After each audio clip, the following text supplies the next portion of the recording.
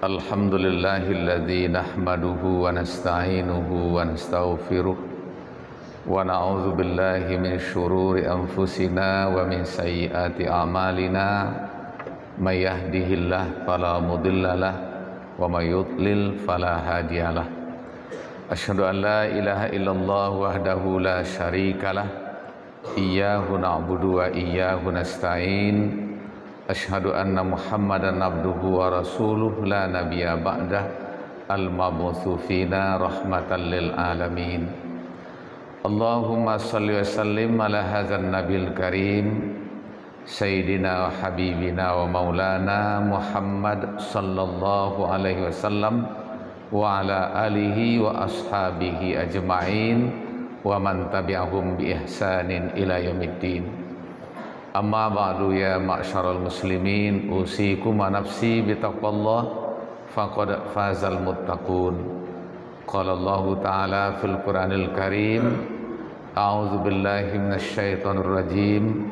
Bismillahirrahmanirrahim. Ya ayyuhalladzina amanu taqullaha haqqa tuqatih wa la tamutunna illa wa antum muslimun.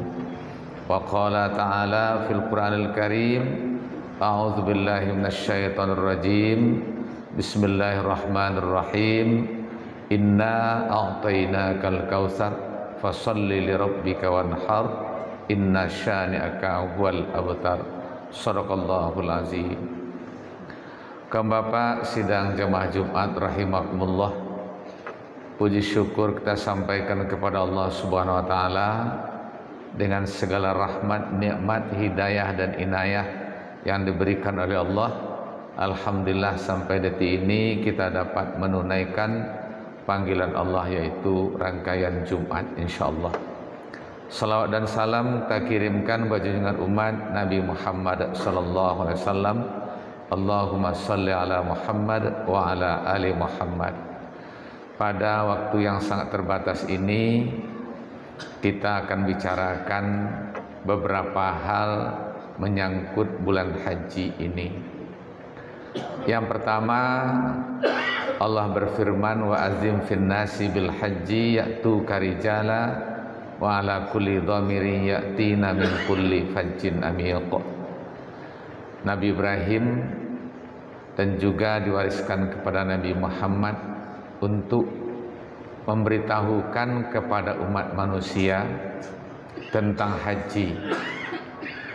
Allah katakan mereka akan datang berjalan kaki dan juga akan datang memakai kendaraan. Kedua-duanya kita tahu pada tahun ini ada orang Indonesia yang bermacam cara untuk dapat pergi, malah memakai sepeda dan kemudian menyeberang dalam waktu yang cukup lama mencari nafkah dalam perjalanan tahun ini sampai ke Makkah. Ada kendaraan dalam waktu yang sudah cukup lama tertunda tahun ini juga sampai ke Makkah. Allah katakan dalam Al-Quran begitu. Bagi saudara kita yang diberi kesempatan oleh Allah SWT pada bulan ini, kita doakan mudah-mudahan mendapat haji mabrur dan konon kabarnya akan berada dalam suasana haji akbar. Amin ya rabbal alamin. Yang kedua, bagi kita yang tidak dapat pergi, Allah perintahkan kepada kita di dalam surah Al-Kautsar untuk melaksanakan sebuah kegiatan ibadah yang bernama kurban. Kita setiap tahun melaksanakan kurban itu di kampung halaman kita, dan kurban itu memberikan sebuah makna yang sangat mendalam bagi kita dan juga bermanfaat bagi umat manusia. Sebagai uraian daripada ahlinya menjelaskan bahwa kurban hakikatnya adalah mengajarkan kepada kita untuk siap melakukan perubahan ke arah yang baik. Dalam surah Al-Kautsar itu sebagai tanda syukur kita kepada Allah. Dan kemudian dikatakan bahwa syukur itu diantaranya adalah menyembelih hewan kurban. Namun ulama juga memberikan gambaran ketika yang disyariatkan itu adalah bahimatil an'am, hewan ternak, hewan peliharaan kita sehari-hari, yang kita tahu adalah sapi dan kambing, dan kemudian bagi orang Arab adalah unta. Ulama memberikan gambaran bahwa ada tersirat di situ sebuah pesan, yaitu pesan perubahan. Dikala kita melihat hewan itu memiliki satu sifat yang banyak sifatnya itu tidak baik. Salah satu contoh, bagaimanapun tuannya membersihkannya, kemudian membersihkan kandangnya, kemudian pagi ditemukan hewan tersebut kembali kotor. Dan yang kedua, hewan tersebut dalam pergaulan hidupnya, dia tidak punya aturan hukum yang harus ditaatinya. Pertama, dalam pola pergaulan, dia tidak melihat bahwa ada batasan. Dan yang ketiga, dalam pola memakan sesuatu, dia tidak melihat ada batasan. Apakah ini halal, haram, boleh, punya tuannya tanaman ini, bagi dia tidak. Dia hanya memiliki sifat bagaimana dia bisa kenyang secara fisik, dan bagaimana pula dia bisa menyalurkan kebutuhan biologisnya menurut kemauan dan kehendaknya. Itu salah satu yang digambarkan oleh ulama, mengapa harus hewan ternak yang harus kita sembelih sebagai hewan korban. Dan berikut juga digambarkan satu sifat yang tidak mau diatur pada hewan ternak. Ada diantaranya dicontohkan kambing. Kalau dia ditarik, dia bertahan, didahulukan dia yang menarik kita. Pada sapi, kalau dia didahulukan, kita ditendang. Kalau dia di belakang, kita diseruduk. Itulah hewannya. Maka ketika korban nanti diambil oleh ulama pesan Rasulullah yang biasa kita baca dan kita dengar dalam khutbah-khutbah dekat hari raya itu, ketika Rasul memanggil Siti Fatimah yang akan melaksanakan korban dengan bahasa yang pendek, ya Fatimah, kumi washidi wa kuli inna salati wa nusuki wa mahyaya wa mamati lillahi rabbil alamin la syarika lahu wa bidzalika umirtu wa ana awwalul muslimin. Wahai Fatimah, berdirilah dan saksikan korban hewan korbanmu, dan kemudian katakan baik-baik, inna sholati, sesungguhnya sholatku, ibadahku, hidup dan matiku semata-mata karena Allah. Tidak ada bersyirikat bagi Allah satupun. Ini dibayangkan, disampaikan oleh ulama dengan bahasa keikhlasan.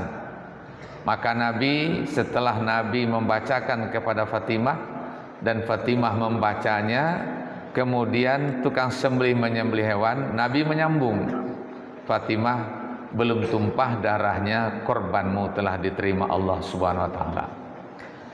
Maka tersirat di situ ada sebuah keikhlasan.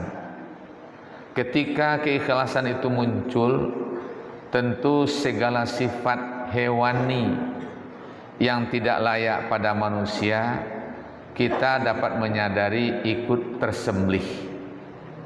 Sifat yang tidak mau berubah ke arah yang baik dan ke arah yang lebih baik, ketika kita berkorban, harusnya sifat buruk itu juga ikut terbuang. Maka disuruh oleh Allah Subhanahu wa taala, fazkurusmallahi alaiha shawaf. Ketika kamu akan melaksanakan korban itu, pergilah ke sana, berdirilah bersaf-saf dan sebutlah nama Allah. Tersirat di situ yang tidak berkorban pun dituntut untuk hadir dan kemudian menyebut asma Allah Subhanahu wa taala. Tukang sembelih juga begitu, yang berkorban juga begitu. Makna yang terkandung, bersama-samalah menyembelih sifat kebinatangan yang masih masuk ke dalam bingkai kemanusiaan. Yang tidak mau berubah ke arah yang baik, silahkan dikorbankan. Kemudian sifat kikir, loba, tomak, rakus, serakah itu juga ikut dikorbankan. Maka kenapa hal ini perlu dipesankan betul keikhlasan oleh Nabi? Tersirat di situ kata ulama, jangan sampai nanti hewan korbannya sudah disembelih dengan keikhlasan hewan sebagai yang ditentukan oleh Tuhan untuk mengabdi kepada Allah, begitu caranya, yang manusianya berkorban membawa sifatnya pulang ke rumah sehingga kikirnya tidak terbuang, rakus, serakah, tomak dan lobanya semakin menjadi-jadi karena yang di dalam badannya ada dan kemudian tambahan dari hewan korban tadi. Ini yang membuat biasa terjadi pertengkaran dan perselisihan di antara masyarakat ketika ada berkurban, rebutan terhadap daging, lupa membagikannya kepada saudara-saudara yang lain yang biasanya sangat kurang mendapatkan daging, yang banyak pun sampai begitu, sehingga keserakahan muncul kembali. Ini maka dipesankan Nabi agar ada keikhlasan baik-baik, dan sifat yang tidak mau berubah ke arah yang lebih baik tentu juga harus tersembelih. Kita melihat di permukaan hari ini orang mencari kebanggaan dengan keburukan, mencari dapat terkenal dengan sebuah penantangan terhadap kebaikan, bersama-sama dengan sistematis segala macam agar mereka terkenal. Maka dalam korban itu sembelihlah. Kalau seandainya kita dapat menyimpulkan takwa dalam sholat ada, takwa dalam haji ada, takwa dalam puasa yang biasa kita pahami, takwa dalam berzakat ada, tetapi takwa dalam berkorban ini semuanya tidak kelihatan. Tapi itu perjuangan yang sangat berat. Artinya yang akan disembelih adalah sifat-sifat yang tidak layak ada di dalam bingkai kemanusiaan. Itulah sebabnya para ulama menambahkan, walaupun tidak ada hadisnya, dia menambahkan sebagai nilai-nilai keagamaannya dan kedekatan kepada Allah Subhanahu wa taala. Setelah Anda berkorban dan menyaksikan korban itu baik-baik, kemudian pergilah Anda menuju tempat sholat, dan kemudian ambil wudhu, pergilah sholat hajat 2 rakaat. Sampaikan kepada Allah Subhanahu wa taala bahwa rasa syukur Anda terhadap nikmat yang banyak hanya sedikit dapat dilaksanakan. Kendati kita bisa menyembelih seekor sapi, kita terbiasa menyembelih 7 orang bersama dalam satu sapi. Sampaikan kepada Allah, kendati kondisi itu yang dilakukan mohon diterima oleh Allah Subhanahu wa taala. Dan yang kedua, segala sifat hewani yang tidak layak pada manusia, mintalah kepada Allah jangan ikut kembali ke dalam tubuh kita setelah kita berkorban. Betul-betul bersih dari segala sifat yang tidak layak, karena sifat-sifat itu tidak mencapai keredaan Allah Subhanahu wa taala. Sementara korban itu adalah salah satu mengantarkan orang berkorban untuk mendapatkan ridha Allah Subhanahu wa taala.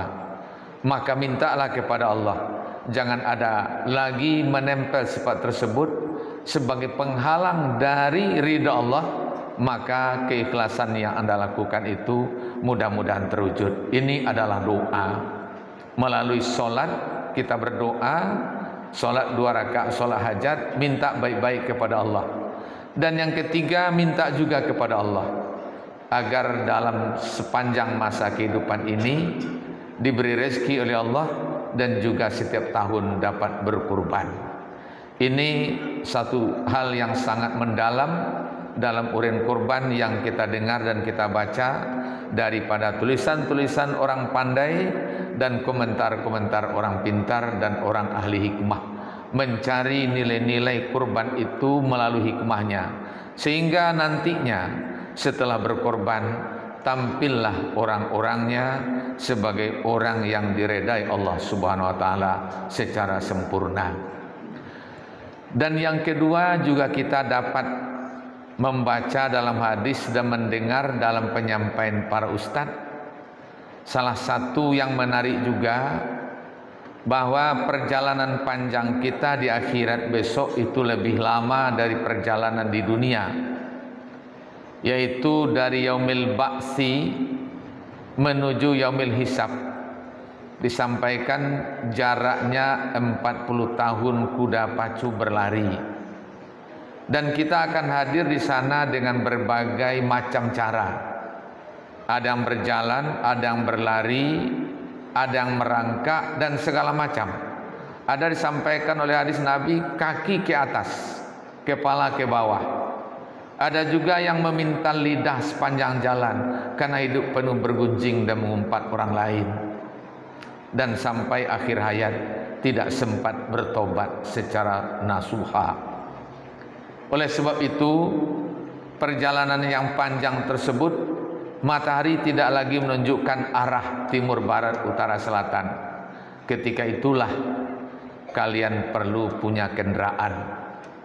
Umat Nabi Muhammad diminta kepada Allah oleh Nabi agar punya kendaraan pulang menuju yaumul hisab. Jangan terlalu lama dalam perjalanan. Itu makanya Nabi mensyariatkan kurban. Oleh sebab itu, carilah yang terbaik, kata Nabi, karena kendaraan yang terbaik merupakan kerinduan semua orang. Sampai-sampai Nabi berkata, cemasnya beliau ketika umatnya tidak punya kendaraan karena ketidakmampuan. Ada yang miskin, ada yang tidak punya apa-apa. Maka Nabi pertama menyembelih hewan korban berkata, ya Allah, terimalah korbanku ini dan korban keluargaku. Menyembelih yang kedua, ya Allah, ini adalah korbanku dengan umat-umatku semua. Terimalah ya Allah. Begitu Nabi menginginkan agar umatnya tidak menderita di dalam perjalanan yang panjang, sampai beliau katakan bahwa beliau ingin berkorban juga untuk umatnya yang tidak mampu. Bagi umatnya yang mampu, dikatakan Nabi, man kana lahu sa'ah falam yudhahi la yakrabanna musallana. Hadis Ahmad dan Tirmizi itu, bahwa orang yang punya kelapang harta tidak berkorban dia, maka percuma dia datang selalu ke masjid untuk mendengarkan informasi agama, karena dia tidak bisa mempersiapkan dirinya dalam perjalanan yang sangat panjang. Terakhir kita ambil dalam ayat percontoh yang diberikan Tuhan, afala yanzuru ilal ibili kaifa khuliqat. Mengapa kamu tidak meneliti dan memperhatikan secara saksama unta yang diciptakan Tuhan? Banyak pendapat tentang unta. Satu di antara yang kita ambil sesuai dengan perjalanan ini, unta itu bisa menyiapkan dirinya minum di Makkah, di telaga Zamzam, menuju Syria, pulang pergi selama 2 bulan. Dia mempersiapkan air untuk 70 orang Arab bisa minum di dalam garibanya, dalam perutnya. Air itu jernih bagaikan tangki. Dia tidak minum pergi lagi dan tidak minum pulang, dia hanya minum di Makkah. Kalau Allah gambarkan sesuai dengan korban ini, ketika kita memahami gambaran ini, kita berjalan panjang seperti itu, apakah harus kalah oleh seekor unta yang mempersiapkan dirinya pulang pergi, sementara dia tidak berpikir dan dia tidak berakal dan dia tidak dapat menalar segala sesuatu perjalanan hidup. Hanya insting yang diberikan Allah, tapi dia mampu mempersiapkan keselamatan dalam sebuah perjalanan panjang. Maka tentu kita umat Nabi Muhammad, ketika kita melihat petunjuk dalam Al-Quran ini, tentu akan lebih bisa melihat dan mempersiapkan diri ke arah yang lebih baik untuk perjalanan hidup kita di kemudian. Mudah-mudahan hari raya korban ini atau Zulhijjah ini memberi makna yang sangat kepada kita, sehingga diberikan oleh Allah 3-4 hari, hari nahar menyembelih, jika tidak bisa tanggal 11 hari tasyrik, juga tidak mampu pindah ke tanggal 12, juga belum ada pindah ke tanggal 13, untuk berpikir jangan sampai nanti di ujung hari kita punya uang tidak berkorban, maka kita pulang tidak punya kendaraan di kemudian hari. Mudah-mudahan Allah memberikan hidayah kepada kita semua dan berikan kesempatan. Amin. Allahumma amin. Barakallahu li wa lakum fil Qur'anil azim wa nafa'ani wa iyyakum bima fihi minal ayati wa zikril hakim wa taqabbala minni wa minkum tilawatahu innahu huwal ghafurur rahim.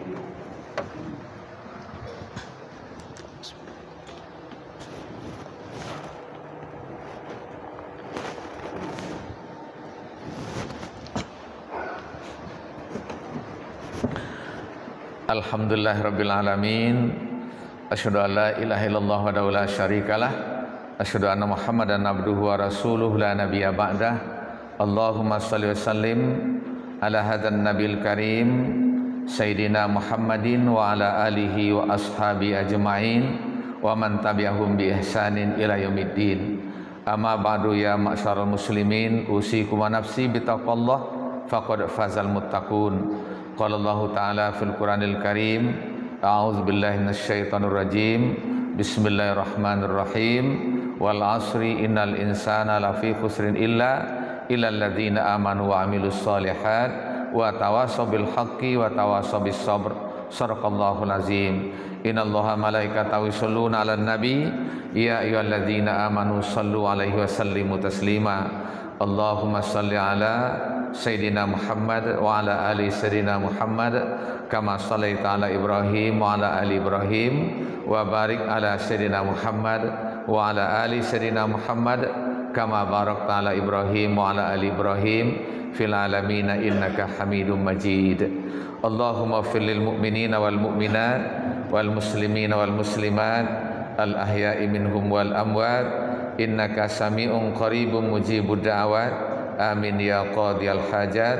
Allahumma ighfir lana dhunubana wa liwalidayna warhamhuma kama rabbayana shaghira wa li ikhwanina wa li akhawatina wa li ajdadina wa li jaddatina wa li asatidina wa li masyayikhina wa liman ahsana ilaina bi rahmatika ya mujibas sailin.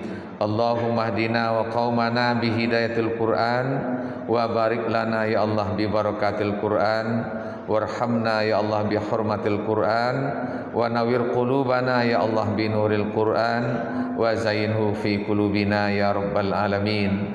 Rabbana atina fid dunya hasanah wa fil akhirati hasanatan wa qina azaban nar wa adkhilnal jannata ma'al abrar ya aziz ya ghaffar ya rabbal alamin. Bifadlika subhanaka rabbil izzati amma yasifun wa salamun ala mursalin walhamdulillahi rabbil alamin.